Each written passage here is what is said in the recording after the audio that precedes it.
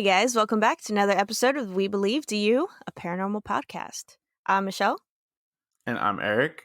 and today's episode we're going to be interviewing Joseph from the Paranormal Journal and his brother Dan from Hasta La Muerte. Hasta La Muerte. Oh my god.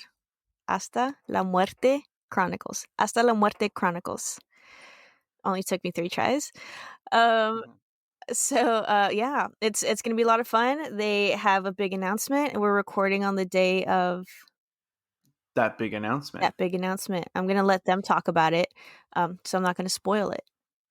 By the time you guys hear this, it'll be 3 days old, but definitely go check it out when they do announce it. Yeah, for sure. I'm excited to talk to both of them because last time we spoke with both of them, they talked to us about, well, separately, obviously, but today we're talking to them together. But they talked to us about the Gunther Hotel in San Antonio and some of the investigation that they did last time. And if you did get a chance to see the first episode on their YouTube channel, it was awesome. And if you haven't seen it, I suggest, if it's still on there, go watch it. Leaves you on a bit of a cliffhanger, so we'll be getting part 2 on. Without further ado, we have Dan and Joseph.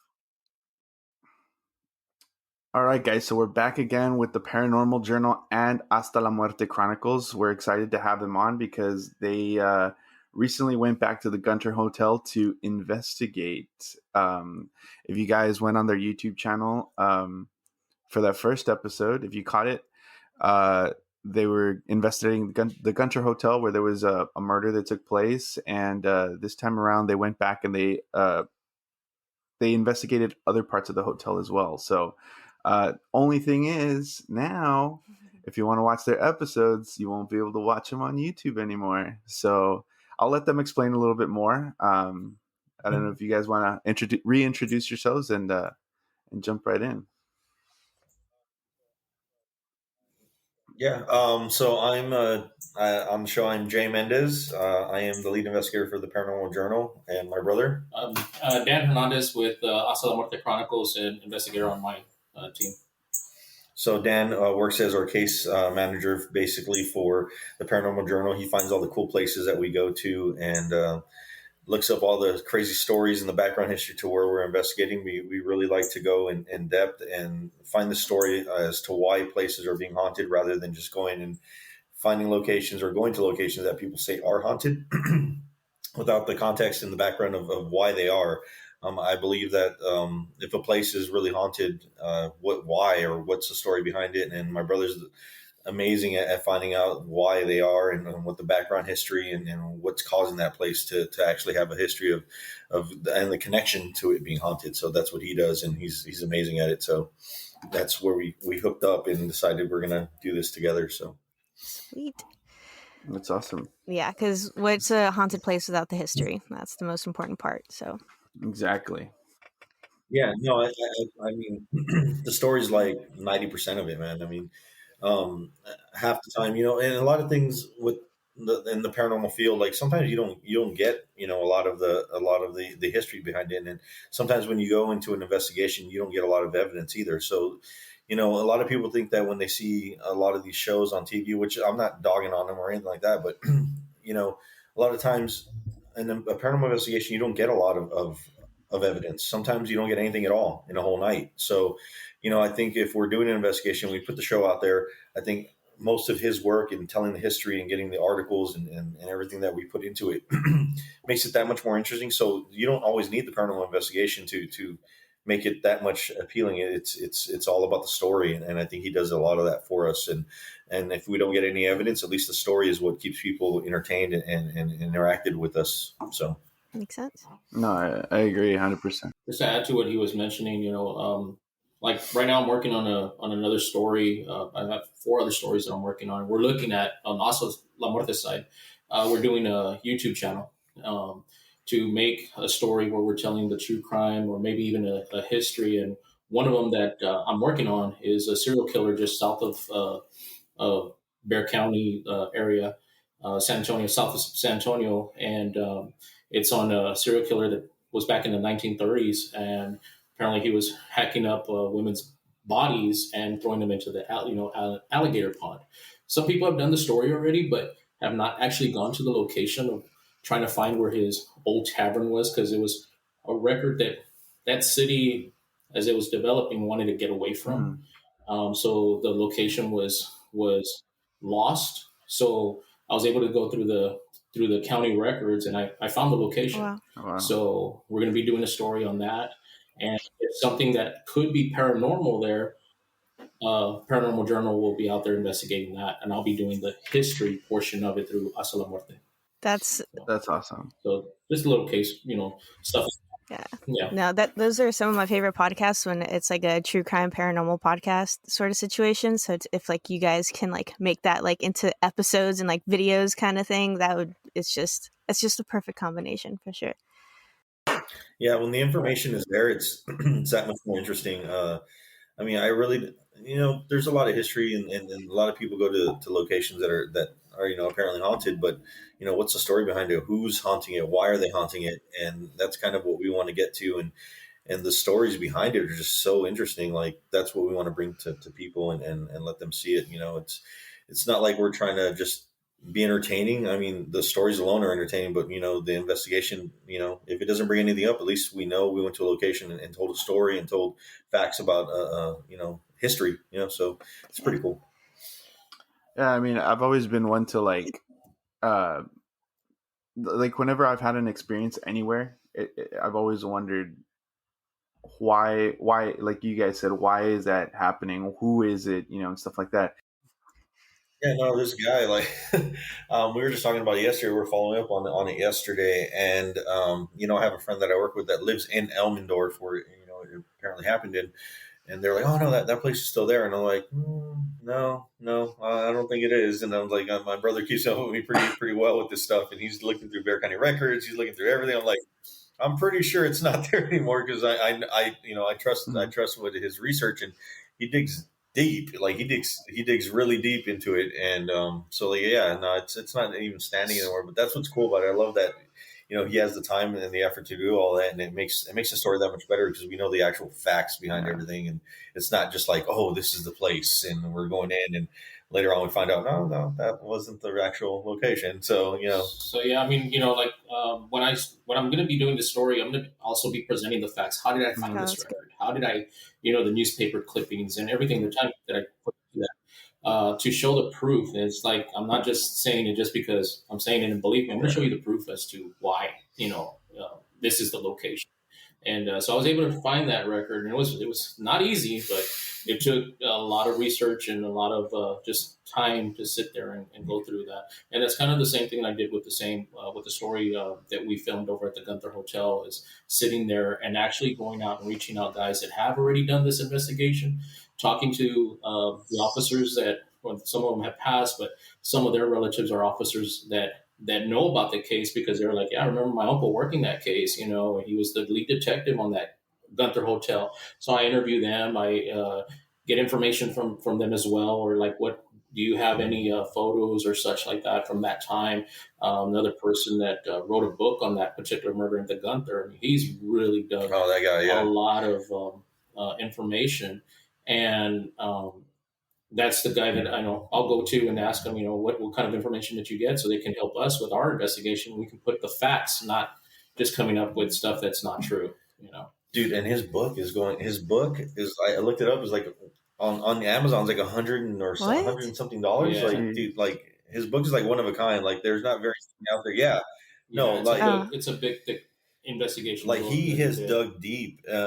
He has dug deep into this investigation, like looked up everything he can possibly look into because he wants to really solve the crime, and he wants to look into who that woman was that got murdered in that. And his book on Amazon, I looked it up. I was like, oh, let me buy it. Let's check it out. And I was like, oh, it's $100 and something bucks. Like it's like, is there a Kindle version? Crazy. Like, yeah, no, not at all. I tried. Yeah, stuff like that is stuff that I'll look into and also use in our investigation. To make sure that we get the facts out there, and that way we know, as you stated, when we're trying to investigate this, getting out there to look at the area that we need to look at, and not area that people will tell us, well, it's this room that was part of the murder, and it's not. It's just all people telling stories as time passed and they get the information wrong. We actually looked at the rooms and finally found out, okay, it's these two rooms over here. So it was really interesting looking into the Gunther, because we learned a lot from it, and especially going around the second time, it was like, wow, okay, we got more information, and we were investigating other areas of the hotel that we got stuff from, and uh, things that are going to be on this episode. And it's really cool, man. Like, so I guess I'll do the cheap plug. Yes, yeah. So Paraflix. So we are streaming. It's official, right? Yeah. We're streaming now on Paraflix. We're in exclusive. Yeah, it's official today. This morning at midnight was really cool. I was about to Celebrated say, last yeah. night. I did. Makes sense. So yeah. We celebrated. I celebrated last night. Right at midnight, they launched it. Paraflix. It's basically a streaming channel, a streaming subscription, video on demand service now, $9.99. And basically, it's everything paranormal, guys. So like, it's really cool because it's giving people like us a chance to put our content out there and be really out there with other channels and other shows that you have, like, Ghost Adventures, you have Ghost Hunters, you have all these channels on the Discovery Plus and all that. This one's called Paranormal Plus, and it's basically a lot of content producers that go out there and visit places that you probably haven't heard of, places that you've never seen, and it's giving us, us YouTubers, a chance to really platform ourselves, and it's all a one-stop shop for the paranormal. And yeah, they're going to have short films. They're going to have like a lot of shows and things like that are platforming themselves, and it's really cool because it's giving us YouTubers and small time people a chance, and it's really great content. Like, it's amazing content. Like, we had a chance to go in there and see it pre-hand and see what it was like and everything to see if we needed to make any adjustments to our shows and our captions and things like that. And man, it's awesome. Like, it's so cool. And they also have like horror films and short films, and they're also doing this thing called Paraplays, where if anybody wants to submit like short little clips of paranormal evidence and things like that they've captured with UFOs, anything like that's just mysterious and out there, like, you can submit your small videos to them, and they'll have that on there as well. We've submitted one video on there from us getting reactions from a REM pod. We asked a spirit to communicate with us and to back away and things like that, and it actually it complied with some of our requests, so that was really cool. So little clips like that we put in there, but it just gives the small timers a good chance, man. It's really cool, and honestly, I think y'all should probably submit because they do podcasts and they do web shows and everything like that, and I'd love to see y'all on there. So by all means, check it out, please, because it's really cool. And if you go to our link and click on it, it'll send you straight to it. So yeah, it's really cool, man. It's a whole new thing, and it's awesome. It's exciting. So I know that you have like a code for, like, so that it shows. I know you're mentioning it to Eric, I think. yeah. If you click on the link on our website, it'll send them to. Yeah, it just shows that you're with us. Got it. Okay, cool. We did our work. Yeah. Part of the Paranormal Journal Hasta La Muerte Chronicles gang. Yeah. Oh, and and I was gonna try and like kind of embarrass you and be like, so is that why you're hungover? Because you're celebrating since it's the 21st? Yeah, No. I'll send you a picture. Oh my god, he posed for me this morning. Yeah, not even joking. Like, I don't care. You can show this on your podcast. I don't give a damn. I'm all about the open policy. I get it. I mean, yeah, I'm not lying, man. I had a good time last night. Oh yeah. Send y'all the message on the picture. I gotta see this. It was really exciting, man. Yes. Yeah, check it out. I'm excited for you guys. When I first found out. Okay, well, hold on. Now I gotta look at this. I wonder. Hold on. I wonder if I can. Yeah, there you go. I had to wear the hat. Oh, that's what that's for. Okay. Yeah. Oh my gosh. No, it was just really exciting because they launched it last night, and Natalie Jones, the CEO, she went live and just posted it, and she shouted out everybody, and it was just surreal, man. Like me coming from just doing, I was a peace officer, and I was a detention officer in Bexar County, and I left that to pursue my dream of filming, and it's just crazy because like I honestly did that, and then raising my family and being with my family and then putting them first. I told my wife, I was only gonna do so many things. I'd done a few short films. I did one award-winning short film, my first one actually, on the ghosts and stuff on San Antonio. It was based on urban legends and a guy who experiences several urban legends of San Antonio while taking this girl home. And I did that, got an award for it, and then after that, I really kind of went dry. And while during the quarantine, I think I talked to y'all about it in the last podcast that we started experiencing a lot of stuff here, and I just wanted to get back into paranormal investigations. Like I've always loved it. I've always kept up with it. Just not too long ago, we just came back from Goliad. We had to go on separate times due to our schedule. So he went on one night, I went on a few days before, but we're going to put this episode together, and we're probably going to be out there again. And so we're looking at also going further down South Texas, Corpus Christi, and also Brownsville with the fort that's down there, Fort Brown. That's another good. Yes, sir. So there's a lot of different. I'm definitely excited for that one. Yeah. I know there's a connection there with y'all as well with Brownsville there. Yeah, looking forward to it. And I got some exciting news this morning. I just shared it with them as soon as I came down with that ugly picture of mine. I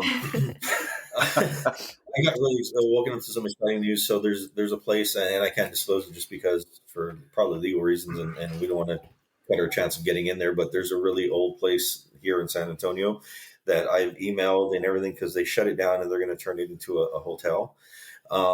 But it's really exciting because this place has a lot of history and it's extremely old. It's a historic building. And I just got a text from somebody saying, hey, we're working on getting you in there. And I'm like, holy crap. I was like, dude, get us in there. Like, it would be amazing. Yeah.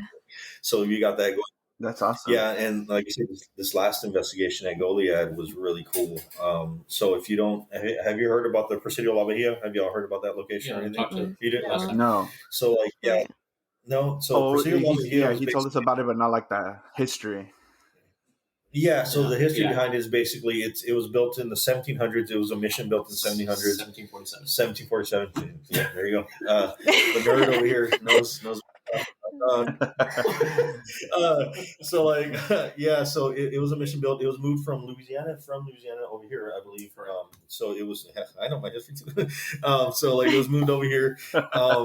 And basically, it's been a fort and been through many Texas battles through the Texas Revolution, and it was actually the home of the longest siege, I believe, in Texas history as far as battles go. So there's been a lot of stuff that's happened there, but the biggest thing happened was Colonel Fannin during the Texas Revolution, the last Texas Revolution, because there's two. His men were massacred there in the courtyard outside of the church. And so it has a lot of bloody history to it. Yeah, so it's really cool, man. And we went in there, and I talked to the clerk, and she was just saying that they stay there all the time, and people have experiencing this there. One of the biggest things was they set up a camera inside of the main bedroom, inside of the quarters, which you're allowed to stay there. Like, it's completely booked. Like, people go and stay there every night. Every night it's booked, basically. And the quarters it's a beautiful room. It's almost like an Airbnb, but inside of a freaking old mission fort. Like, it's super cool. Wow. And they set up a camera there, and they heard a Frenchman talking. They picked up EVPs of a Frenchman, a person talking French. And if Texas ruled under the French flag for quite a bit of time. So that was pretty interesting. And if you go on YouTube and you look it up, Presidio La Bahia and Paranormal Investigations, you hear a lot of things that people have caught there on YouTube. So we were excited to go in there. We caught some things, but the funny thing about our thing is we didn't catch a lot of it on camera. We caught a lot of it off camera, and we'll still platforming and we'll still talk about it. But it was really interesting what we captured. Like, it was really interesting. So that's going to be episode 3. So that's really cool. Touching up what he's saying is that other investigators have gone out there to go and investigate this. Just like any of the other locations we've been to, the only thing is we're putting our stamp on there, and maybe, hey, you know what, those investigators didn't find this, we will, or maybe they didn't. But we're going to get out there and try to see for ourselves. So we're putting the Paranormal Journal out there, as well as Hasta La Muerte. We're also, trying to add the location as far as the history, as what he's mentioning. And we're planning on going out there again, get some more footage for episode 3 of the Paranormal Journal. But touching back on the, and I don't want to sidetrack this episode's about the episode 2 of us returning back to the Gunther. Yeah, the Gunther was obviously, we know about the murder. We talked about it the last few times with the Walter Emmerich and such, but there's a lot of other spirits that go on in there at the Gunther. The area, certain areas of the hotel that we were able to pick up, not being allowed really to be in there, but we were able to get in there, and we were able to find some stuff, voices and stuff that things moving that are going to be on the episode. One of the things, I was in one of the rooms, and I'm gonna share this one. That's really cool. I was in one room, and I had them stay back in the same room that they were in before. And because, of course, the murder room was divided into 2 rooms. And just to change the image, the hotel changed it. They wanted to get away from that story about the murder. So I'm doing an EVP session in my room. And I'm just in there, have cameras running and such. And the camera didn't pick it up. It just, off the corner of my eye, I see a shadow run from the restroom out, just run out. At the same token, I look to my left. I remember sitting there. I just look over to my left, and I'm like, "Whoa!" It startled me. And finally, it's just like, okay. And this feeling of, it was really weird, because it was just a feeling that I felt it was a female. Like, I just got this feeling of what it was, and I'm like, I didn't know, Right. Could it be the girl that was murdered? I don't know, but I'm just sitting there, and I'm like, it's a female. And after that, I started thinking about it, and I'm like, I got a name, Lisa. Just, I don't know why. And I said, Lisa, who? And I even asked, I was like, who's Lisa? And I didn't say anything else. I didn't get a voice back or anything like that. It was just a feeling. So my brother and the other investigators were downstairs at that time, and it was just funny because we met up in the lobby, and we hadn't talked the whole night. Like, we hadn't talked. Like, he did his thing, we did our thing. We hadn't talked. So I met up with them, and I'm telling them, I said, hey, this is what I experienced while I was sitting in the room. I see a shadow, and I just, first I got startled, but then I was like, okay, it's a female. Its name is, I'm getting the name of Lisa. Well, the other investigator, my other brother's with Paranormal Journal, he says, dude, we got that on the spirit box. We got the name Lisa. Yeah, dude, it was crazy. Like, and they were like, like an hour prior. And Yeah. I'm like, wait, what? So getting back to that, now I'm like, hey, you know what? I reached out to the guy, Mr. Guillermo Fuentes, who happens to have that book that we were mentioning, the murder of the room over at the Gunther. It's called The Murder of Room 620. So I had messaged him, and I said, hey, look, do you know anything about this? I pretty much asked about the name Lisa. And he says, I've worked with other paranormal investigators, and this name has come up several times. He goes, Lisa or Liz. And I said, he says, it's not on the, yeah. And he says, it's not in the case file, the original San Antonio police case file. He goes, but he goes, many investigators have come up with this. And I said, I don't know where, this feeling came up. And then they get it on the spirit box that the name Lisa comes out. So I said, that's really creepy, Yeah, man. Like, Yeah. we took a break, and we took a break. He was doing his thing, and we went to there's this like awesome hot dog stand downtown. So we went to go get a bite to eat real quick. And so we come back, and he's sitting in the lobby, just sitting on one of the big chairs in the lobby. And he tells us a story. And as soon as he says that name, me and my brother's like, what? Like, holy crap. Like, this is insane. Like, are you serious? And my other brother's like, dude, that's the name I heard. That's the name I heard. And I was like, that is insane. Like, what are the odds, man? Like, really? Yeah. Like, what are the odds? Yeah. Like, that's insane.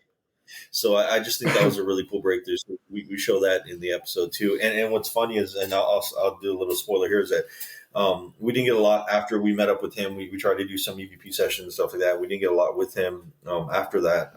But we will say that the first part is we talked about it, and then we asked if the woman in that room, was there, if she was murdered and everything. And we talked about the name Lisa. And when I asked if that was her, we get a response, and it's a knock. Like, we literally get a knock. Oh, and no. we're like, holy. Yeah. Uh, And throughout the whole night, talking to the woman and saying and responding to her, talking to the woman, trying to make contact with her, all our responses were basically in that room involving the woman that was murdered. And when we ask if it was a woman that was murdered, we get some pretty decent responses. So, yeah, that episode's going to be, this episode blows the first one out of the water. I think I feel like we got a lot more activity, and the fact that we're able to explore more of the hotel and really dig into it. And I will say that the bottom floor, which is not part of the hotel, but it's kind of like a underground, level of housekeeping and just part of the hotel maintenance. It is just Is that where active, the man. Like it tunnel's is. at? Yes, Mhm. yes. So we, Yes. we talk about the tunnel in this one and everything, but like, the engineers, the housekeeping crew, they are terrified to be down there by themselves. And, the day that we showed Wow. up to film, the guy's like, "Hey, I'm glad y'all are here." He's like, "Let me show you something." And we go down there, and he's like, "Yeah, the housekeeping lady, they have, I guess, like locker rooms, bathroom and oh locker yeah. rooms together." And the last lady, who's the housekeeping lady for the night, she was the last one to check out, was going in there to, go to the bathroom and put her stuff away and everything. And while she was in the locker room by herself, keep in mind, she flipped out because they have lockers in there for their personal keepings, and a locker door just slammed on its own. She flipped out, ran out, and went to the engineer and was like, "Can you walk me to my car? I need to get out of here." Like, she just split. Like, she was like, "I don't need to be here." That was right before we Yeah. got there.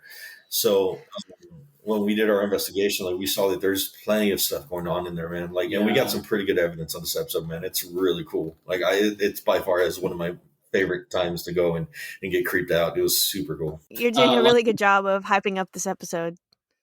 Yeah, for sure. Oh yeah, no, it's really cool. Yeah, it's really cool. It's really cool. A lot of the employees, other people, we were able to get a lot of information from them. As you mentioned, the workers mentioning this. They also mentioned the 12th floor.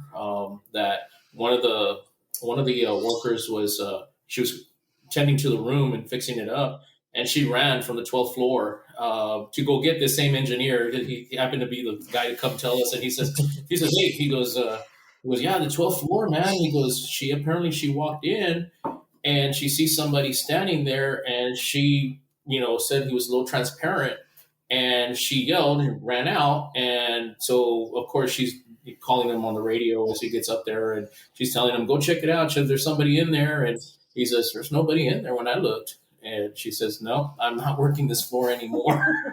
Wow. So they have a lot of stories in there. Well, the Denter's it's a hotbed, man. Like, it's insane there. It's really cool, and it's such a beautiful hotel too. At that, like, it's super cool. Like, y'all have to go and stay there. Like, seriously, it's really cool. It's really nice. I don't know. After those stories, I Wow. don't know if I want to. I just won't stay on the 12th floor, won't go underground to the tunnels, and I won't stay on the Or 6th floor. Yeah. Right? Yeah. Wait a minute, but you're gonna be running around doing a ghost tour in a hearse. Oh yeah. Yeah. Yeah. Yeah. Oh, and I actually, was like, dude, That's insane, man. it was a lot of fun. Unfortunately, like, nothing really happened, I guess.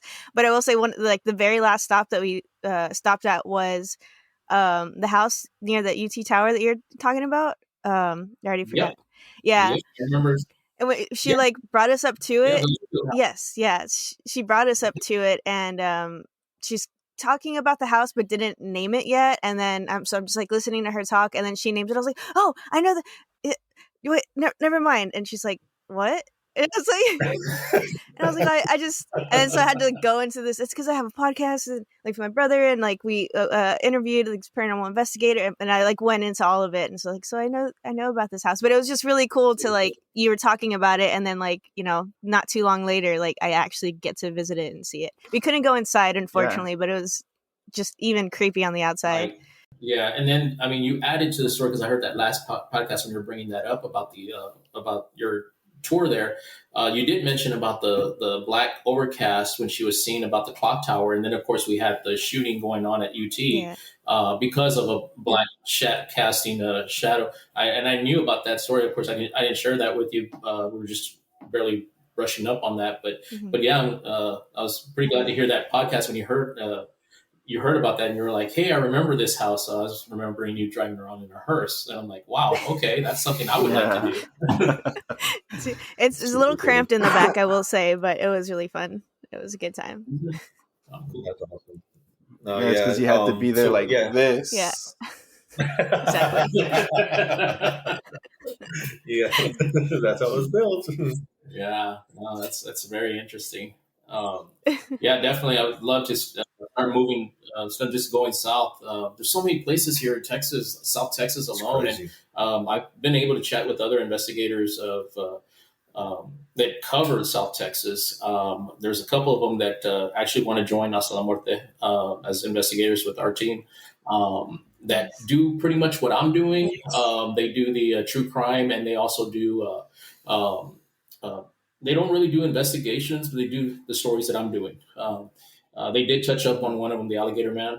So they're looking to come out with us and try to reach more area, try to cover more stories. But like I tell them, guys, there's so much out there. Just Austin alone, and you start going up towards Houston. There's some other areas there, and I said, little at a time, with the time that we have, because we do have regular jobs and stuff, and some of our jobs are demanding. To where, like, I just got off of work this morning at 2 a.m. for a call that I had to go to. But hey, I'm up and trying to talk about the paranormal and things that interest me. I hope this takes off to where we can just do this all the time. Reality is we do have bills that we have to pay, and bills and the money we make get us to those locations we want to go to. So that's where we're going to, eventually, little at a time, these stories will be coming out. Hopefully with these other members, if they join, they'll be able to help us out to reach out to these locations. Yeah, and I know you mentioned about wanting to start a YouTube channel too, Dan, and what you were talking about showing us the investigation side of it. I think that's something that's really cool too, because it helps people who maybe are interested in investigating these kinds of things, or even adding, like Joe said, to like maybe even doing a YouTube channel where they do a paranormal investigation or just investigating on their own, but trying to find the history of it. It gives them those tools, or lets them know, hey, look, this is how you can do that or go about doing that. Because I think, again, like we mentioned in the episode with you, that the last time, Dan, was that we asked, how do you go about doing this? Where can I go to find this kind of information? It's not something that's really public knowledge. It's not something that you learn in school. Like, hey, if you want to find out the history of these places, just go down to your, county courthouse or whatever. You know what I mean? Yes, that's true. And I think the history has a lot to do with the answers that you're going to get too. So, like, if you go to a location and you're asking questions that don't pertain to whatever happened there or to whoever might still be there, like, you're not going to get anything, man. So, like, this last time at Presidio La Bahia, I had and so I'll share this with you. This is going to be on the episode, and it's really interesting. So, we're asking questions, but like we also wanted to translate and ask questions in Spanish because it's a Spanish. It rolled under Spanish missions. So Smart. You're not going to ask. Yeah, you're not going to ask questions. So it's like if you go to a German castle, an 800-year-old German castle, and you ask questions in English, I highly doubt you're going to get the right responses. You want to translate to what happened there. So, the mission, I had my wife translating, and what's really interesting, a little bit after she started translating for us and asking questions in Spanish, and she was kind of being demanding. I was like, be commanding like an officer, like an officer in the army, the Mexican army. She got sick. She immediately got sick a little bit afterwards, and she was out for the night. Yeah, so it was pretty interesting. So that'll be on the episode. But you want to, with his background and his investigation into the history, we can ask the right questions as well. You can ask, focus them and direct them to the people that might still be there and what the history pertains to it, because that's how you might get the right answers to it. You might get responses to that, because if you ask questions to somebody that doesn't even belong there or whatever the case may be, like, you're not going to get anything. I just don't believe you will, because why are they going to answer questions that they don't know what they're answering to? So so it's pretty cool. So that a lot of that has to do with him digging into that for us. Looking forward to the YouTube channel and the episodes and such. Like I stated, the Alligator Man, and hopefully I can get in there and talk to the current owner of the location. And once we make this episode, we'll disclose it, because it's something I'm working with the police department down there to let them know. what I plan on doing, just so that they're not calling in saying, "Hey, we got some guy over here asking about some alligator." You already got the cops calling. Oh no! Yeah. Wait, tell us that story, please. Yeah. So, anyways, no, it's not a very busy town. They don't have much to do down there, so they see a stranger standing on the side of the road. So anyway, talking to you. Yeah, I was out there and I was trying to get some location, and so they see this guy jump out of a vehicle and he's filming himself in the middle of a dirt road, and the residents are out there cutting yard and they're looking at me and they're like, "What the hell is this guy doing?" So they call the police and they're taking pictures of me. So now we got these pictures of me out there in the middle of the road, taking filming and stuff. And so it just happens to be that the chief of police, I know him, called me up and said, "Were you out there on that road?" I said, "Yes, sir, I was." And he said, "Well, yes, no, because these people out here, man, they call us for everything." I said, "You know what? I didn't think about that. I should have known that." And Oh my I god! said, "I appreciate it and stuff." He goes, "No, everything's okay. They're just wondering why this guy's taking pictures of houses and stuff." I said, "I wasn't taking pictures of the houses. I was doing an interview of myself, like, hey, I'm here in location." But yeah, so if I get back out there, definitely contact the local law enforcement, let them know what I'm doing, and then try to reach out to the people. And if there's something I can do investigation, then I'll call this guy here. Yeah, That's awesome. Funny, It's probably good advice yeah, for so anybody trying to record. I feel like yes, dude. Any paranormal investigation you do or any kind of investigation, ask for permission, man. I guarantee you, like 9 out of 10 times, you'll get the cops caught on you. Never do it without asking permission. That's like rule number 2. Rule number 1: never do it alone. Okay, I was like, yeah, I got it sometimes. But yeah, so Dan breaking all the rules. Yeah, I am, man. I am. Yeah, well, because some people don't wake up early, obviously. Busy partying out at night. But anyways, yeah. So part of my episode is going to be just going out to these locations and giving you the history, how I came across, stuff, showing the documentation, how I came across this information and stuff, and where I looked at to get that information and trying to make it interesting. Just the story alone is really out there, but visiting the grave sites of where they're buried at and such like that, the people that were involved. So hopefully, people tune in on that YouTube channel. It's going to be the Muerte Chronicles, Hasta La Muerte Chronicles YouTube channel. As soon as I finish this, I'm looking probably mid-April, putting out the first episode. But like I said, I'm already working on other stories that are going to be following up on that after, or not on that, but other stories following up soon after. Nice. Awesome. So yeah, I mean, we'd be happy to put that up on the Facebook page or Instagram. Whenever you do get that, just let us know and we'll share. We'll put that in for you guys. Yeah, for sure. Yeah. Awesome. Thank you. Yeah, we're hoping next month. I'm working on. I'm pretty sure it's going to be a solid deal, but I'm hoping next month we'll investigate the Lexington, which is in Corpus. Oh, sweet. So that's nice. Yeah. So that's our next shot. I'm hoping that's going to be episode 4. So, and I'm pretty sure it's going to happen. It's just figuring out the right date in April, but that's something to look forward to. We'll stay the night in Lexington, so that's going to be really cool. So that's exciting. I'm super excited about that just because it's such a huge place and it's going to be intense. There's a lot of history behind that. And I mean, it's called the Blue Ghost. Like, what perfect place to investigate? Called the Blue Ghost. How do you guys even map out what you're going to investigate or how you're going to investigate? What part of the ship? Something so big like that. Well, he knows. That's why you have Dan. Yeah, no, definitely. I'd be lost without him. So he knows the areas and he looks up the history, and I could do it too. But I mean, why when he can do it? But he looks up the history of where a lot of the events have happened. It's been torpedoed. It's had kamikaze pilots hit it and crash into it. About 300 men have died in one area alone, right? All over. So there's places, and the tour guide there will also give us the history. They actually have a paranormal investigator who's familiar with the hotspots in that ship that give you the information and everything. So that's really cool. And I just purchased some really new, cool equipment that I'm really excited to use. And I purchased it specifically because I was like, dude, if we're going here, I need this. I need to buy this.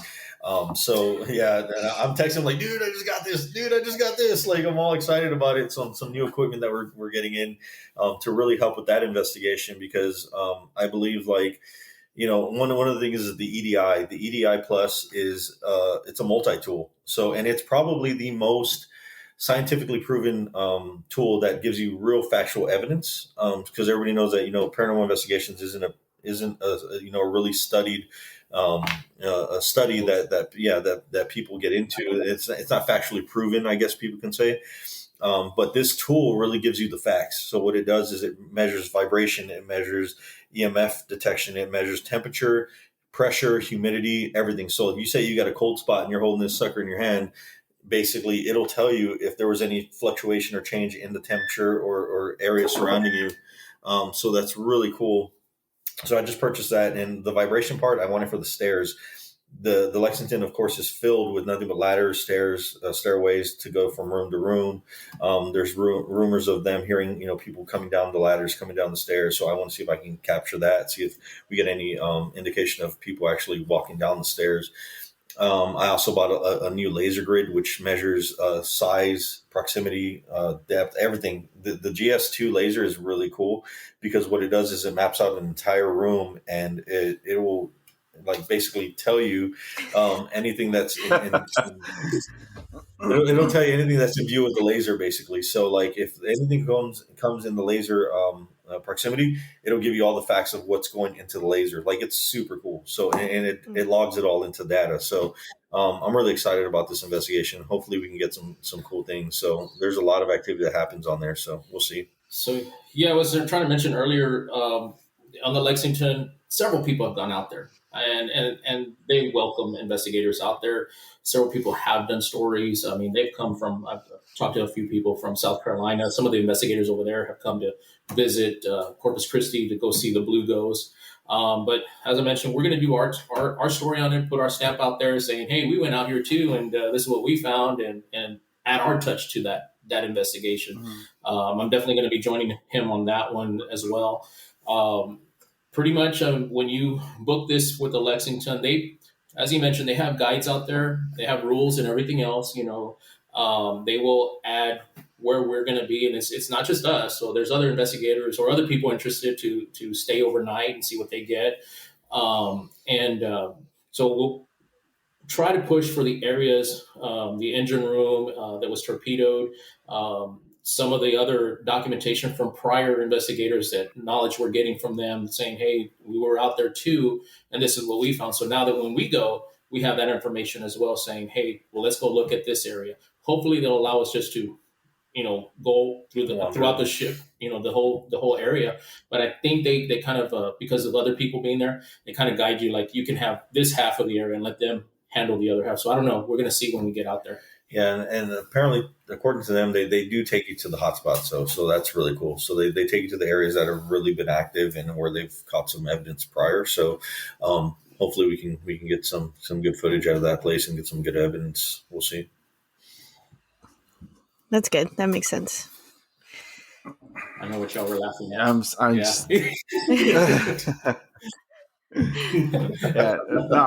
really excited to see your guys' episodes. Michelle, it looks like we're gonna have to get a Paraflix. I'm already on it, bro. No. Oh, really? No, not yet. Not yet. Sorry. I was gonna do it after this. Sorry. Okay. I mean, like, I could just on air, just do it. Yeah. No, it's really cool, guys. Y'all should check it out. Seriously, it's awesome. It gives a lot of people that platform, and there's some really cool. And like I said, we had the chance to view it beforehand, and there's a lot of good shows out there. Like, it's really cool. One of the things, though, even though some people may have not subscribed to Paraflix, but they can still pick up the Paranormal Journal, small little clips on YouTube. He still has the YouTube going on, his Facebook and his Instagram. So he's able to add a couple of little clips and stuff. And sometimes I'll share some of my stuff when I go out, and he puts some of the Hasta La Muerte stuff on there as well. So, definitely still follow him on YouTube as well, because they might have behind the scenes or stuff that we're doing or locations we're going to. Yeah, one of the last videos that I posted was for him. If you haven't seen it, it's on YouTube. It's on the Paranormal Journal YouTube. I put a video together for him where he got an EVP in Cemetery One, where he had asked if anybody was out there with him, and you hear a clear EVP of someone saying "hello," right? Hello, Hello, and and it basically answered him. So check that out; it's really cool. And then it got featured on this channel called Chills, which has like a million something subscribers, like 5 million subscribers. They platformed us and put it on there, and after that, like our subscribers went up. We're like, holy crap, like that was freaking cool. So yeah, check that out on our page, and you hear the clear EVP. It's a voice telling him hello, like it literally sounds like that, like a whisper. Yeah. Super. I was gonna say I've been on your all's or like the Paranormal Journal's YouTube page, just looking at all the Content. little clips that you guys have on there. Yeah, because I mean, like I said, I've been not frantically. I've been anticipating the second episode, for so I know, long. man. I feel so bad about that. No, it's okay. But I've just been on there, kind of like, okay, is it out yet? And then when I found out about Paraflix, I was like, oh, it's not going to be on YouTube. It's like, well, I guess I'm going to subscribe to Paraflix to see that second episode. It's like, I'm happy for you. Like I said, yeah. Yeah. Especially because I was on there too. Yeah, no, it was a hard decision, just because I wanted just to put it out there and stuff, but I just thought it was a really cool thing to be a part of. It's something new and exciting for a lot of people like me and paranormal investigators that really want to put their content out there. And for me, I've talked to y'all before on this last podcast. It's not about the show. It's not about entertainment. Yes, I try to make it entertaining. Don't get me wrong, but at the same time, I try to put it as realistic a view of it as possible, and try not to really, this last investigation, we didn't get a lot, but I'm going to put what we did get out there, and I'm going to explain what happened and everything, because I don't want it to be, anything that's staged or fake. I want to give it a real representation of what we do out there in the field, and make it as fact based as possible. To add and kind of touch up on that, the clip that he mentioned that this other YouTube added, the video from Hasta La Muerte about the hello EVP. As I mentioned before, we want to put out what's factual, and this person added our video on there, and I don't have a problem with it. By all means, use it. But he added that there was some light in the background, and he tried to say, like, is this an orb, an EVP? Or with the EVP, is there something else that they didn't see? And I had to comment on that, because I'm like, you're adding our name to it, and I can tell you exactly what that light was. It was actually a car driving, and I said, so I don't want to put our name and then add something to make it look really like, ooh, this is something crazy. I said, no, I can easily explain that. That was a car driving by and on the road. And I said, but the EVP, yeah, that was real. I got another EVP, and I've been out at different other locations. I got another one that said I was giving a ghost tour, and I got another one that told us, well, leave then, and I'm like, whoa, Wow. I did put that on the Instagram, but I have some new ones that haven't come out yet. That I was able to get some EVPs during the day. Was out there just wandering around and said, let me go film out here, and I was able to get some EVPs here recently that I'm going to be putting out on the Instagram and Facebook for Hasta La Muerte. Yeah. What do you use when you're getting these EVPs? So what I'm using, I just realized the GoPro. Well, let me tell it. Dang it! Wait, can I guess? Is it a GoPro? Yes. So I'm using a camcorder. I'm using a recorder, and then I also have a GoPro. But the GoPro is picking up. It's like real sensitive, and it's picking up the voices. How I found that out is because we went to La Bahia, and I happened to visit the Phantom Memorial that's out there, which is a good 200 yards maybe away from the parking lot. I left the GoPro on the hood of my vehicle. I left it recording while I was up there filming with the camcorder. And it just so happened, like, I was like a good maybe 150 feet away. Anyways, I was a good distance, and I had to get a phone call. And so, I'm talking on the phone and stuff, and I'm not talking loud. I'm just like, yes, blah, blah, blah. Okay, I'll be on the way, blah. And it picked up my conversation on the phone. So it's like clear on there. So I was like, I called him up and I said, you know what? I think I know why I'm getting more success on the EVPs on the GoPro is because it's very sensitive and it's picking up these voices really clear when we're in the cemetery or so. So I was able to use that. It's not the newest one, but it's the GoPro 8 is what I've been using. I have that on. I have a couple of them that I use out there. But I've also picked up a few things on the camcorder too, but it's not as clear as the GoPro was. The GoPro really picked up the voices really well. Good to know. Mental note. They're clear as day. Like they're awesome. It's just you have to position them a certain way when you're doing an investigation. Like they're better for I think small room areas than they are for like the body cams are cool, but it's a lot of movement and everything, but like the GoPros are awesome, man. Like if you're going to do an investigation, like in a room or something, those are perfect to set up. And there's plenty online and shops where you can buy them where they're full spectrum too. So they take out the filter for the UV lights and everything. So where it picks up better shadows and better video as far as picking up shadows and movement and things like that. So there's plenty of them out there like that you can use for your paranormal investigations. They're really cool. So I'm actually going to be going to a cemetery today for Nice. like not necessarily for an investigation, but I'm working with someone to kind of like hone in on some stuff, and so we're just going to kind of be walking through and figuring out like what we can feel and what information we get and stuff. But I was going to say, do you guys have any like tips for what to do when going into cemetery, like how to prepare or maybe what to expect or not expect or anything like that? And it's during the day, it's not at night. Nice. So So the biggest thing with paranormal investigations, I think, is you have to mentally prepare yourself before you go into them. If you're going to do an actual investigation or looking for answers or trying to communicate, always prepare yourself because you might experience something that you're not used to, or experience some kind of a feeling that you're not used to. Obviously, like I said this last time at La Bahia, my wife has never really felt sick or anything like that, and it hit her hard. So you never know what you're going to experience. Don't go anticipating, go hoping. Go with an open mind and really, look to see if you can capture anything.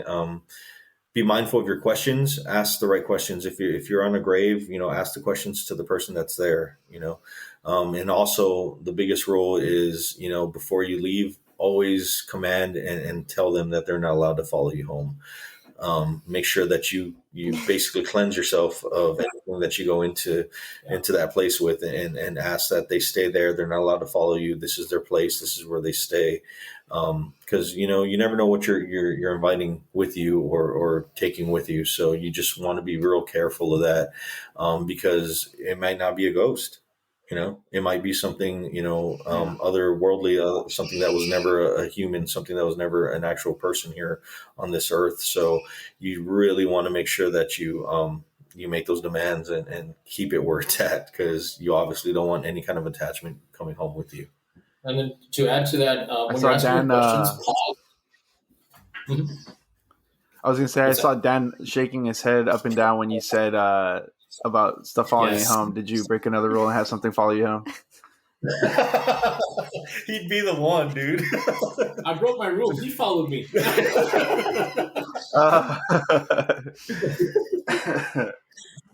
No, I think it's a really, really important, rule, man. And like I said, paranormal investigations is all about your true belief and faith into it.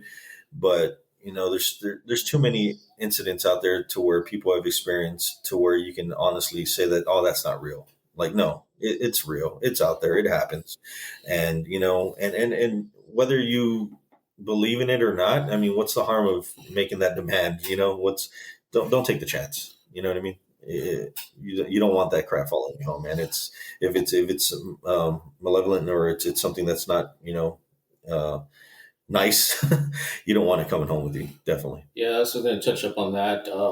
When you're asking your questions, you go out there to the cemetery. Of course, talk to whatever grave you're visiting, or so. Ask your question, pause some time, give them some time to answer, and then ask another question, because you may not get that response while you're there, but then when you're reviewing your video, you may realize, wow, I got something here, you know, and you didn't realize that. That was what happened with my hello. I didn't hear it until I was reviewing the video, and I was like, whoa, I got, you know, clear. Somebody said hello that wasn't me. So you definitely want to pause a little bit. And then towards the end, I always do that no matter what investigation, cemetery, or whichever place I go to that I'm investigating. I always state, you're to stay here. You're not to follow me. They could follow you still, but I try to, you know, leave that where it's at and, you know, go from there. It does follow me. Try to find, you know, ways to cleanse that up and have that go away and go back to where it needs to go to. Sometimes though, they follow you. They're with you. The point of my brother, of course. Anyway, I can't get rid of him. I tried it. It just he keeps following me. It's a good thing you guys make a good team, so that's okay. Yeah. We definitely enjoy getting out there. And you did say that you were going to go during the day. As I mentioned, Yeah. I just went not too long ago, and I got some stuff during the day. So it's out there. It's going to be out there. It's not at night, as many people think. It's only at night. It can be at any given time. You can definitely get some stuff. Yeah, I mean, I think the beneficial part of it being at night when you do your investigation is only because there's so much less sound distraction. Yes. There's so much less out there that's gonna interrupt your EVP recordings or be mistaken as a false positive. So the night part is just because there's less activity going on around you, and you're able to get a more clear understanding of what's happening around you, and you don't have any distractions or false sounds and things like that. They're going to confuse you. But that's part of the investigation is anytime you hear something or something happens, you have to immediately annotate it and speak about it. So that way you're able to document it and say like, okay, that was a car passing by. Hey, somebody just yelled over here or whatever the case may be. Yeah. You want to be very clear on what's happening around you. So that way when you're reviewing the EVP, you're not mistaking it for something that's not really there. So, but nighttime is just the better time to do it for things like that, just because there's less activity going on around you. So yeah. And then going back to the telling the spirits or whatever it is that's there to stay there. We have, and I want to bring this up because I have a friend, a really close friend. He knows him too. He's a photographer and he does real estate photography. So he goes to all these empty houses that are basically vacant and they're going to put on sale. So he does photography for them, makes them look really good when they're vacant and to give the shots for the websites. And this guy calls me and he'll tell me like, dude, I went to this house today. But here's the funny thing. He won't ever tell me where the house is, which pisses me off because I'm like, dude, where's this at? But he refuses because he feels like he feels like he's very open and I guess he's a sensitive to a lot of those things. And he'll call me like, dude, I went to the house today. And like, he literally goes to his mom's very, very big on cleansing and saging and all those things. And he will run out of a house and say like, I'm done for the day, because he says he experienced several houses where he just feels ugly and he feels that there's something there when he's photographing, and he'll leave, like he'll take his shots and boom, he's gone. And he'll send me pictures that night and he's with his mom and they're saging and they're doing all these herbs and freaking burning oils. And he's literally there with them in his lap and he's freaking out. But I can never get him to tell me where he was. Like, he's like, dude, no, I'm not going to share that with you. Like he's adamant, like, which tells me there's a truth behind it because he won't share it. Like he'll tell me and he'll show me the pictures of him cleansing, but he will not share the location. He's like, I'm not putting that on anybody. And I'm like, dude, that's what we do. Like, come on, like let me put it on me.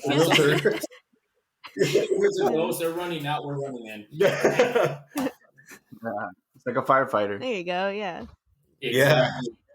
Yep, which is my newest member, which is my other brother, who is a firefighter, and he kind of just invited himself in. He was like, he showed up or whatever. He's, hey, where y'all at? We're telling him, and he knocks on the door. We're like, what the hell? Yeah, he shows up with his beer and everything. We're like, that's not that kind of investigation. So now he's got it down. He's with us, and he's part of the team now. We gave him a shirt. Yeah. So no, he's part of definitely. We didn't know he was actually interested in it, and he came along. So we're like, yeah, definitely. I mean, of course, he's our brother too. So we're definitely welcoming him in, and he's doing really well with this. But we won't hold it against him because he's a firefighter. He's the only firefighter. Surrounded by police. One other thing that I wanted to ask about the Paraflix, do they like not filter, but like do they like check the stuff that's being put on the site before they put it on? Like, because I know there's some Facebook groups where like people start to post their pictures and their videos, and like sometimes you're like, okay, well, that It's you can dust. explain those things. You know what I mean? Yeah, screening. That's what I was trying to say. Yeah, yeah, I think that they do a pretty good. Because like when I submitted my stuff, and for sure I know they screen it and they do a really good job of it. Because when I submit my stuff, they automatically respond with what they thought about it and everything. So and it's always good feedback. So Mm, yeah, they screen everything. I feel like they do a really good job of that. that's It awesome. sounds like ideal for because I'm always like struggling to find stuff. I mean, yeah, I mean there's stuff on YouTube, but I don't know, to just have like one site where it's just all there and I don't have to go searching for it and like things like that that's just great. Probably spend way too many hours watching stuff on there. No, yeah, yeah, you'll get hooked. I mean, and like I said, it's also like with the uh, it's also investigation with UFOs. You know, I think they're going to have other stuff like cryptozoology and everything like that.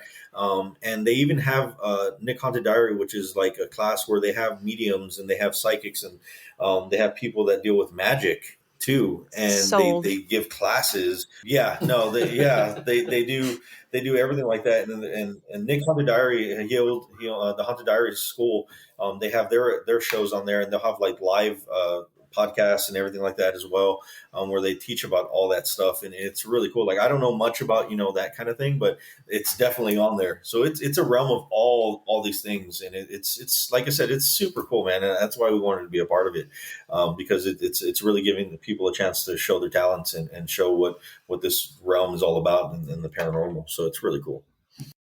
When I realized that it was the 21st, and then Dan had mentioned it, I was like, no, it makes sense. I Yeah, get it. exactly. Yeah. So it's fine. I forgive you. It's fine. It's Oh, forgive me.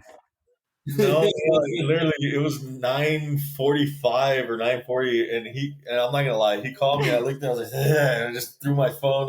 How was it? How did you do it? I just threw it, and my wife's up, and she's like, "Hey," she's like, "Dan's outside." And I was like, "Oh crap, I forgot." Like I was like, "This is so bad," and I just got up, and, got myself ready. I would have never have guessed unless I you have sent me my that picture. Oh, there you go. my coffee, I already have my soda. There I'm you done, go. ready Yeah. to go.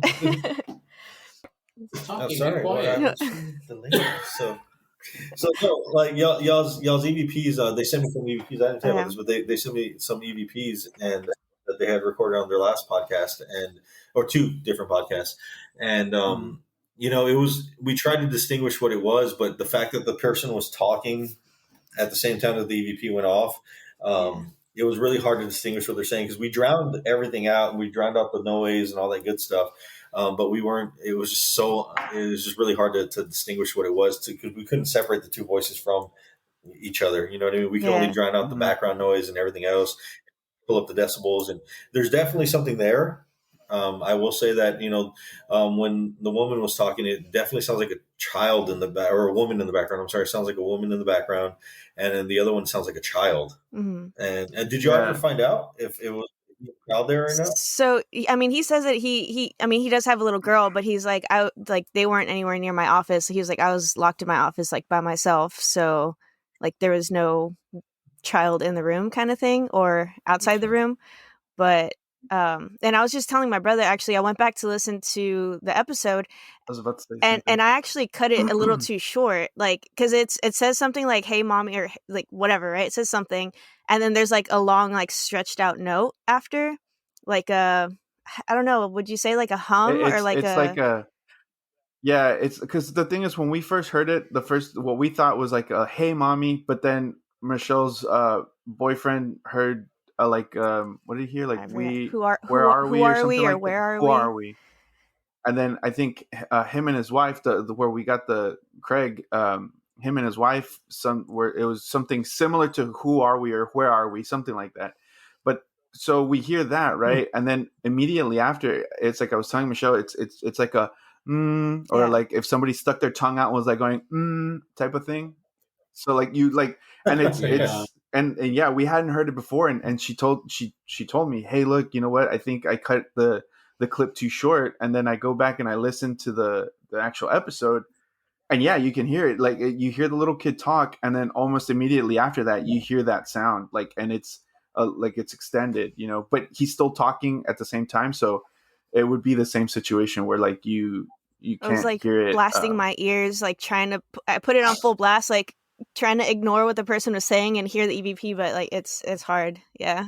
Yeah. And that's why I said, when you're going and recording an EVP, ask your question, pause a bit, and then ask your next question, because you may drown that sound out with your next question or your next conversation. Yeah. So and try to pause that out a little bit. And the weird thing about when that EVP gets picked up is he's actually talking, right? He's talking about crossing spirits over. Yeah. He's talking about crossing spirits over, and that's where that EVP, like at some point during that conversation, is when that EVP comes out. So it was interesting.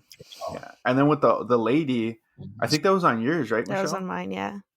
On your audio? Uh-huh. Yeah. So with hers, we were trying to figure out, because it almost sounded like it might have been saying something in Spanish, but we weren't able to like hear it. Yeah. But the weird thing about Michelle's experience was that she felt like somebody was standing behind her the entire time, or most of the time, right? Yeah, like I say in the podcast episode, I was like, I feel like someone's standing behind me, and like, but I'm sure there's like no one there, and like I'm fine. So, like I was trying to ignore it, but I say it in the podcast, and then as I was like editing, then we hear that like woman's voice in the back, and I was like, no.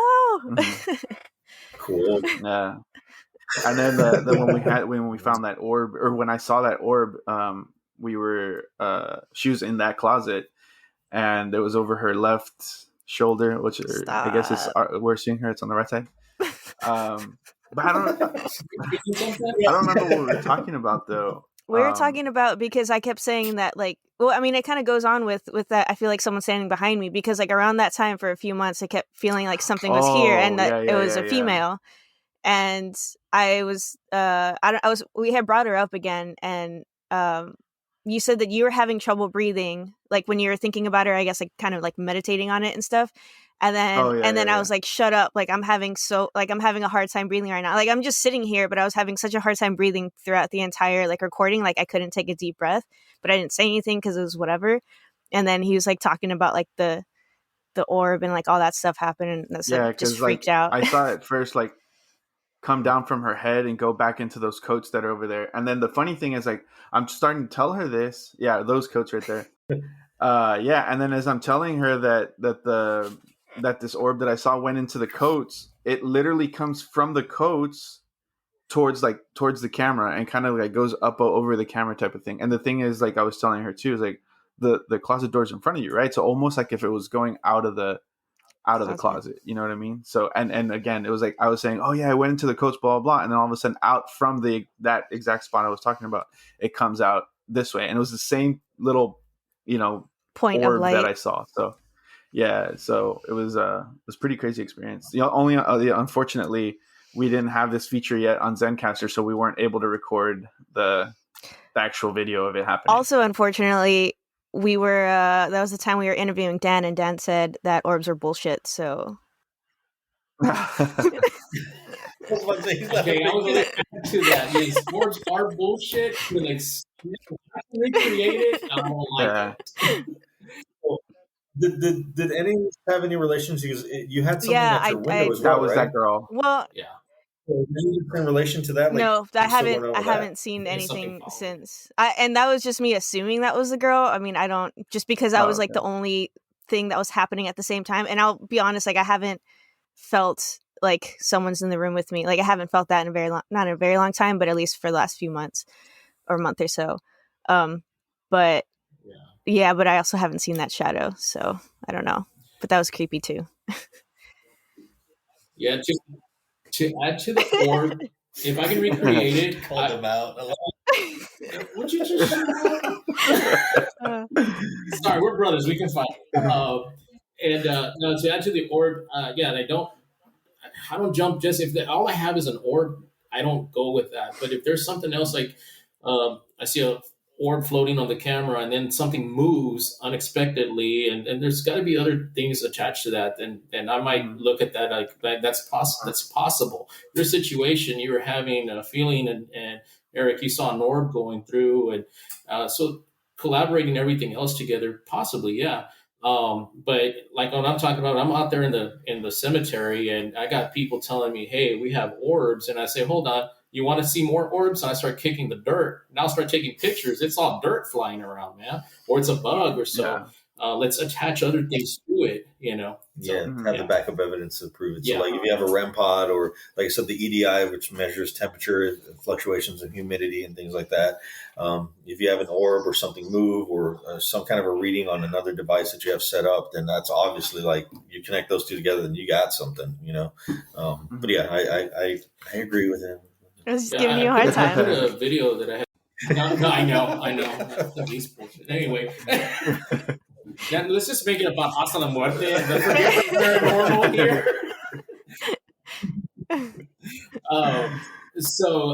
Yeah, to go back with what you're feeling and stuff with the with this entity and everything else. I mean, um, definitely. I don't know. You haven't felt it in a while. It can come back, and you might see it again. And I don't know if you have a recorder to try to record. I mean, you might get an EVP, something that tells you a little more. Yeah, and I mean that's kind of like with this whole. I haven't really talked about it on the podcast at all because I just don't know. I don't know. I don't want people's thoughts on it. But for a while now, like I've been trying to like hone in on those things because like I do feel stuff a lot and I do get like random information, but I don't know what I'm doing with it, or like it almost feels like whatever is around me is like speaking a different language. It's like I can't understand you, I can't help you if you're trying to cross over, or like whatever it is, like I don't know. So I'm trying to learn that language, I guess, if that makes sense, kind of thing. And so I mean I forgot where I was going with that, but that's basically what this is. This little like field trip with the person I'm working with. It's actually a group of us that she's kind of like training, and we're kind of going to go off and do our own thing and just walk around and see what we feel, what we get, or write it down, come back together, get into groups, small groups, and then kind of do the same thing and come back, and then we're all going to kind of collaborate and hopefully validate each other, see if we all got kind of similar information or things like that. And everyone's kind of at different levels, so there's going to be some people who are like, oh yeah, there's a ghost there, and this person, and then there's going to be some people like, I feel like probably me, but we shouldn't have expectations, that I'm going to be like, I didn't get anything, or like I'm just going to be too in my head that I'm not going to get much, but we'll see. Pick anything up. Yeah, I mean, just go in there with an open mind. I mean, go in there with an open mind and be hopeful, but don't go in expecting. If you start feeling sick, get away from that area immediately. Okay. Let somebody else know, hey, I'm feeling sick. When I go in that area, I'm just walk away, because you don't want something attached to you in the negative way. And what you're saying, Joseph, about sometimes it's not like or it was never human kind of thing. That is one thing that she was talking about, that there's a lot of what she was calling them elementals, where they're there to like protect, the graves and stuff like that. So they do scare people off, thinking like, okay, you're trying to be disrespectful. So they make you feel sick, or they like make you just not feel good and you want to leave and things like that. Right. So she was just kind of saying like, just make sure that you reiterate that you're not here to be disrespectful, like you're just a visitor, you're just visiting, and things like that, so they kind of leave you alone. But yeah, I don't know, we'll see. That kind of scared me too. To my brother's point, anytime you do feel that way, you should back out. Anytime you feel uneasy or ugly or feeling sick, whatever the case may be, back off. So during our last investigation, when my wife started feeling that way, we basically said, okay, you're done. Like, go to the room and crash. And then the weird thing is she was completely drained after that. And she stayed in the room and she crashed out for the rest of the night. And like, not even a budge. Like we did the spirit box session in the room over, which there's a window to her room, and it's loud. I mean, it's clear and loud. And she should have woken up with some of the noise we were making. And she doesn't recall any of it. Like, she was out. She was knocked out. So so you always want to just step away from that, because it's never a good thing if you're feeling that way. And it's whatever's making you feel that way. Obviously, if it is something that is trying to get its point across, is it's not a good thing. So you want to separate yourself from it immediately. So I'm curious with your wife if because you said it was when she started speaking in Spanish, right? I'm wondering if it was like a little the bit after. soldiers out, yeah, if it was the soldiers in that fort, like the ones that didn't speak Spanish or the ones that were on the Texas side. If it was them like hearing her and then reacting because again they were fighting the Mexican side, that they heard this and they're like, hey, what's going on? Like there's somebody in the fort type of thing. You know what I mean? Yeah. So my thing, exactly what you're saying is what I started processing in my mind. I was like, okay, is it a Texan, soldier that is, forcing, these feelings on her, or the way she was responding, or no, I'm sorry, the way she was translating Uh-huh. was she was being commanding. She was like, Right. and we were saying, General Santa Anna commands you to stand here, or General Santa Anna orders you to come here and do this. I'm like, is it because it's a woman? Is it because back Mm. then, the women, the women weren't, in charge. They weren't in that position of power. They had no power Right. over that. They didn't make any demands, if you know the history. So I felt Mm. like, well, it could either be a Texan mad because she's speaking Spanish and speaking for the Mexican army, or is it a Mexican soldier who's like, who's this woman making these orders to me? So I Right. started thinking about that, and I was like, man, it could have been either one of those things. So Mm-hmm. yeah, I definitely feel like it was the position of where she was standing and what she was saying. I feel like is what might have brought it on. So I mean, but who knows?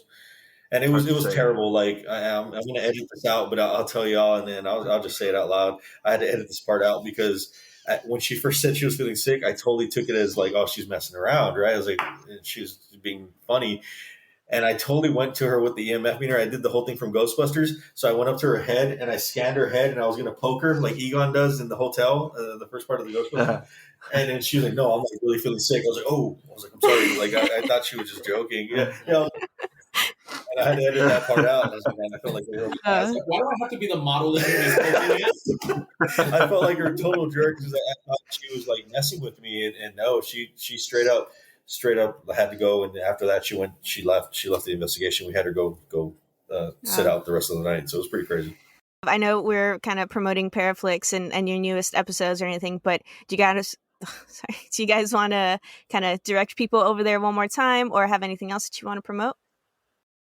Yeah, basically, to see any future episodes from us, we're an exclusive show with Paraflix now. So please, please, please subscribe to our channels. So find us on Facebook and Instagram and YouTube, and we'll have the link on there. Once you click on that, it shows that basically we brought you in and sent you their way. So we really appreciate that. It helps us out.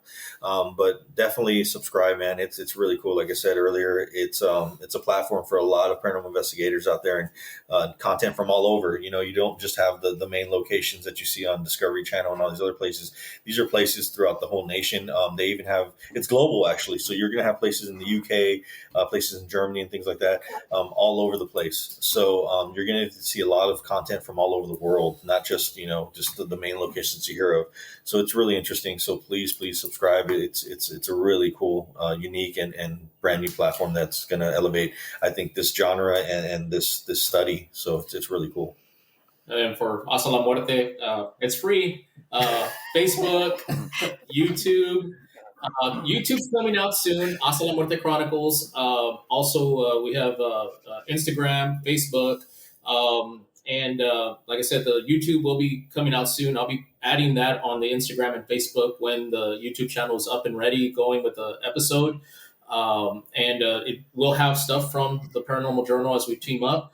It's going to have other stories from Hasta La Muerte. And then, of course, some of the shirts that we're wearing, Hasta La Muerte Chronicles shirts and the Paranormal Journal shirts are on expo-gear.com. You can also find it on our Facebook and Instagram to direct you to the link. And other than that, thank you guys so much for having us. Really appreciate the relationship we've developed over interviewing and everything else and taking up the same interest that we have. Yeah, it's been awesome. Yeah, guys. No, thank you guys for coming back on here and talking more with us about the new investigations that y'all are doing. This won't be the We last time appreciate either. it. No, of course not. Y'all need to come down to San Antonio, man. Let us know when you Yeah. do. Sure. Hey guys, Michelle here. So I just wanted to give an intro of this EVP. What you're going to hear is Craig kind of just saying the sentence in which we caught the EVP. Next little clip's going to be the same sentence but a little shortened, so you can kind of hear a little bit better where that EVP is, and then the next two little snippets are going to be right where that EVP is. It's a little tricky to hear because he is talking over the EVP, but if you turn those headphones up, you should be able to hear something in the background. Let us know what you guys heard. Sometimes when you're crossing souls over, you'll see people, animals, different things. You may see a giant. I know it sounds weird, but there's entities that have been like cast out and stuck here for a long time. So you'll get occasionally people from the Civil War, different types of things. And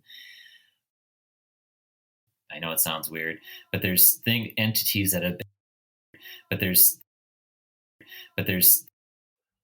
All right, it was so much fun having Dan and Joseph on the show again. Lots and lots of laughs. My cheeks were actually hurting.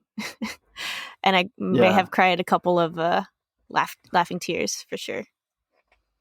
I'm excited that they finally made their announcement. Now I can tell you guys, if you did see the first episode on YouTube and you want to watch the second episode and have been waiting impatiently, really in my case, you're gonna have to go subscribe now to Paraflix to go watch that. So I'm excited. I'm kind of sad that it's moved to that platform, but at the same time, I'm happy because they're gonna have, I feel like, more eyes on them now. Not that they didn't before, but I'm excited. I'm excited to see the content that they're gonna be putting out. Yeah. So I'm gonna subscribe, but I'm not gonna give you my password and access username. So you're gonna have to buy it yourself. I figured. That's okay. Just kidding. I love you. But yeah, guys. So if you are into the paranormal, it does sound like it's gonna be something worth subscribing to, because you're gonna have obviously the Paranormal Journal's episodes, and there's going to be other paranormal content, alien stuff. Plethora of paranormal,